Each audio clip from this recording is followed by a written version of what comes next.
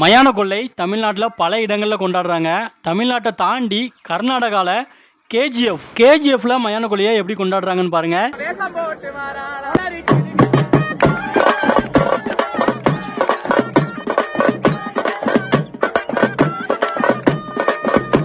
ஒரு லேடி ரொம்ப வித்தியாசமாக பிளாக் கலரில் சேரீ கட்டிட்டு நிற்கிறாங்க. அவங்க தலைமுடியை பிடிச்சி இழுத்துக்கிட்டே போகிறாங்க. எதுக்கு இப்படி பண்ணுறாங்கன்னு எனக்கு சத்தியமாக தெரியல. உங்களுக்கு தெரிஞ்சால் நீங்கள் கமெண்டில் சொல்லுங்கள்.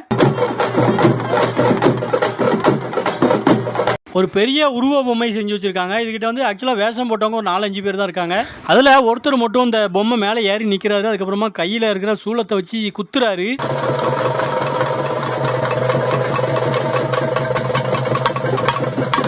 குத்திட்டு ரொம்ப ஆக்ரோஷமாக காலை தூக்கி நிற்கிறாங்க. இப்போ இவங்க நிற்கிறது ஒரு கல்லறை. இந்த கல்லறை மேலே தான் காளி வேஷம் போட்டுட்டு வர்ற எல்லாருமே நிற்கிறாங்க.